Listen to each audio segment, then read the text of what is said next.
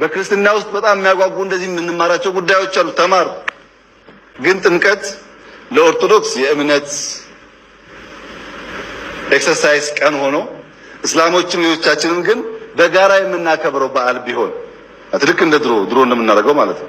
በመጨረሻም ጠቅላዩ በጥምቀት ዙሪያ ለሌሎች ቤተ እምነቶች ወሳኝ የተባለ መልእክትን ያስተላልፉ ሲሆን ምን አሉ ስለሚለው መረጃዎችን አጋራችኋለሁ። እጅግ አስገራሚ ነው። እስኪ እናንተም ታሪኩን ሰምታችሁ ሐሳባችሁን በኮሜንት ስፍራው ላይ ግለጹልኝ። በመዲናችን አዲስ አበባ እንግዲህ በሙሽሪት አለመገኘት ምክንያትም በሚሊዮን የሚቆጠር ገንዘብ የፈሰሰበት ሰርግ መሰረዙ ተሰምቷል።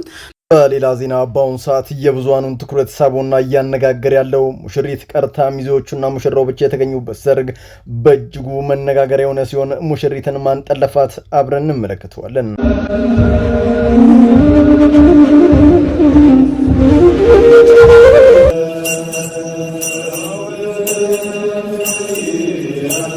በደቡብ ሀገረ ስብከት የኢትዮጵያ ኦርቶዶክስ ተዋሕዶ ቤተክርስቲያን እንዲሁም ምዕመኑ ግልብጥ ብሎ መውጣት ታሞ ለተኛው ለማስተራብነት የመላ ጸሎት የተደረገ ሲሆን በዚህም ኦርቶዶክስ ዘር፣ ቀለም፣ ሃይማኖት ሳትል አለኝታነቷን ለዓለም ሕዝብ አስመስክራለች። በዙሪያ መረጃዎችን ሰጣችኋለሁ።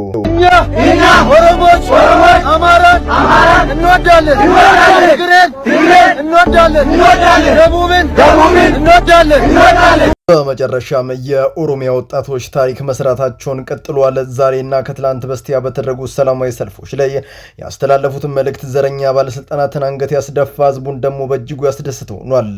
በዙሪያ መረጃዎችን እንለውጣለን። ሰላም በመላው ዓለም ላይ የምትገኙ ውድ ቤተሰቦቼ እንዴት ናችሁልኝ? እኔ ደህና ነኝ። ቸሩ መድኃኔዓለም የተመሰገነውን። በዘርቁታችን እጅግ በጣም ቁም ነገር አዘል ቪዲዮዎችን እየላችሁ መጥቻለሁ። ከእናንተ የሚጠበቀው እንደተለመደው ቪዲዮውን ላይክ እና ሼር ማድረጋችሁን አትርሱ። ዳዩ ወደለት ቪዲዮ እጅግ አስገራሚ ነው። እስኪ እናንተም ታሪኩን ሰምታችሁ ሐሳባችሁን በኮሜንት ስፍራው ላይ ግለጹልኝ። በመዲናችን አዲስ አበባ እንግዲህ በሙሽሪት አለመገኘት ምክንያትም በሚሊዮን የሚቆጠር ገንዘብ የፈሰሰበት ሰርግ መሰረዙ ተሰምቷል። በአዲስ አበባ ከተማ ሰሞኑን ብዙዎችን ያነጋገረ የሰርግ ታሪክ እንግዲህ ተከስቷል። ሁሉም ነገር ተሰናድቶ የሰርግ አዳራሹ አሸብርቆ ምግብና መጠጡ ሞልቶ የተጠበቀው ሰርግ እንግዲህ በሙሽሪት አለመገኘት ምክንያት ሳይሳካ ቀርቷል። ነገሩም እንዲህ ነው። በአዲስ አበባ ከተማ ሰሞኑን የተሰማውና ብዙዎችን ያነጋገረው የሰርግ ታሪክ በወጪ ብዛት ሳይሆን በፍጻሜው አስደናቂነት መነጋገሪያ ሆኗል። ሁሉም ነገር ተሰናድቶ የሰርግ አዳራሹ አሸባርቆ ምግብና መጠጡ ሞልቶ የተጠበቀው ሰርግ በሙሽሪት አለመገኘት ምክንያት ሳይሳካ ቀርቷል። ኖር ሬዲዮ ታሪኩን እንዲያጋራቸዋል። ዓመታት በትውውቅ የቆዩት ሙሽራው በውጭ ሀገር የሚኖሩ እነዚህ ጥንዶች ጋብቻቸውን ለመፈጸም እጅግ በጣም በርካታ ወጪ አውጥተው ነበር። ምሳሌ ያህል ለክትፎ ብቻ 450 ሺህ ብር ቅድመ ክፍያ ተከፍሎ ነበር። ዲኮሩም ከትላንትናው ጀምሮ በደማቅ ሁኔታ ተሰርቶ አልቋል። ነገር ግን በሰርጉ ዋዜማ በዕለቱ በተፈጠረ አለመግባባቶች ነገሮች ተበላሹ።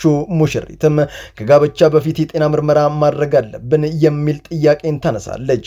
ሙሽራው በበኩሉ ይህንን ጥያቄ ለመቀበል ፈቃደኛ አልሆነም ወይም ጊዜው አልፈቀደም ተብሏል። በዚህ መሃል ሙሽራው ከዚህ በፊት ትዳር ነበረው፣ 5 ልጆችም አሉት የሚሉ ወሬዎችና ጥርጣሬዎች መፈጠራቸው ችግሩን አባብሶታል ተብሏል። ሽማግሌዎቹ ገብተው ለማስማማት ያደርጉት ጥረትም ሳይሳካ ቀርቷል። በመጨረሻም በሰርጉ ቀን ሙሽራውና ሚዜዎቹ ዘንጠው ተዘጋጅተው ቢጠብቁም ሙሽሪት ግን የውሃ ሽታውን አቆርታለች። ተጋባዥ እንግዶች አንዳንዶች ጉዳዩን ሰምተው ሳይመጡ ቀርቷል።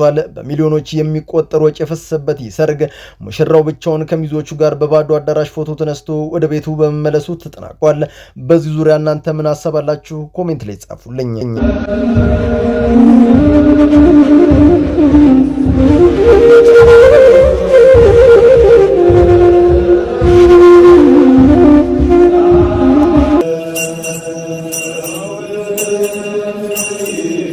በዛሬው ዕለት በደቡብ የሀገራችን ክፍል ለደጉና ለጀግናው ለሩሩ ማስተራብነት የመላ ጸሎት ተደርጎለታል።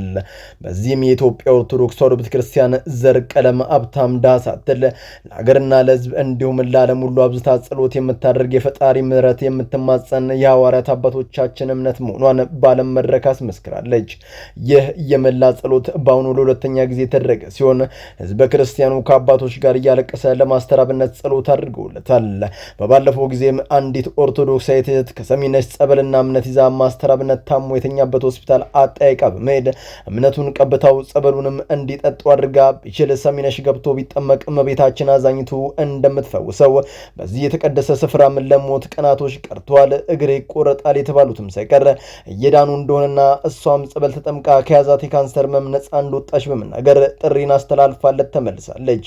በዚህም በርካቶች ለማስተር አብነትና ለቤተሰቦቹ ጥሪ እያደረጉ ሲሆን በሰሚነሽ እንደሚፈወስና እንደሚድንም እየተናገሩ ይገኛል። ማስተር አብነት ወንድማችን ፈጣሪ አምላክ ጨርሶ ይማር። በክርስትና ውስጥ በጣም የሚያጓጉ እንደዚህ የምንማራቸው ጉዳዮች አሉ። ተማር። አሁን ለምሳሌ ጥምቀት የኦርቶዶክስ ወጣቶች በተለየ መንገድ ከተማ ያጸዳሉ፣ ያሰማምራሉ። ታውቃላችሁ። ግን ጥምቀት ለኦርቶዶክስ የእምነት ኤክሰርሳይዝ ቀን ሆኖ እስላሞችም ሌሎቻችንም ግን በጋራ የምናከብረው በዓል ቢሆን ልክ እንደ ድሮ እንደምናደርገው ማለት ነው። በሌላ ዜና ጠቅላዩ ለኦርቶዶክስ ያላቸው አመለካከት እየተቀየረ ይመስላል። ዛሬም አባላቶቻቸውን እንዲሁም የቤተ እምነት አባቶችን ጠርተው ስለ ታላቁ ስለ ጥምቀት በዓል በይፋ መልእክታቸውን አስተላልፏል።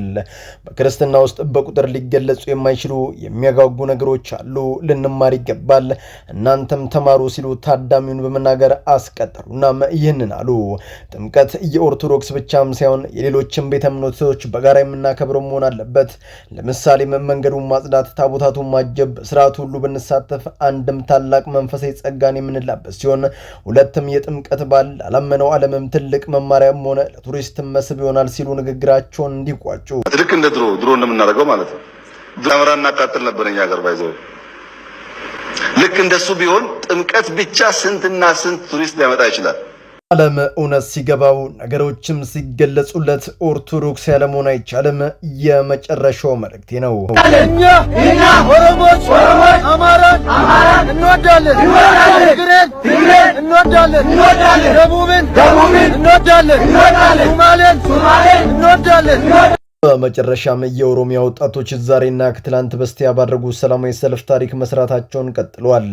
በዚህ ሰልፍ ላይ ትልቋን የአባቶችን ሀገር ኢትዮጵያን ተመለከትኳት። አድዋ ላይ ተባብሮ ታሪክ የሰራውን ህዝቤን ወጣቶቹም አደባባይ መውጣት በርካታ መፈክሮችን ያሳዩ ሲሆን ከነዛም መካከል የበርካቶችን ልብ የሳበው እንዲህ ይላል።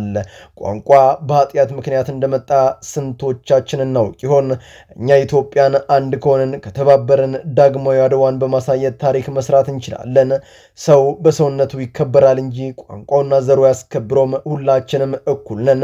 እናም ሌሎችንም መፈክሮች የያዙ ሲሆን አማራ፣ ትግሬ፣ ደቡብ፣ ሶማሌ፣ አፋር፣ ሐረር፣ ቤኒሻንጉል፣ ሲዳማ ሁላችንም የአንዲት ኢትዮጵያ ልጆች ነን፣ እርስ በርስም እንዋደዳለን ሲሉ ዘረኛ ባለስልጣናትን አንገት ያስደፋ መልእክት አስተላልፏል።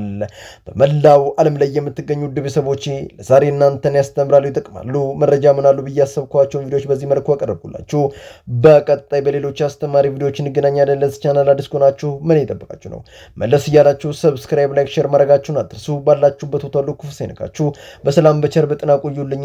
ይመቻችሁ።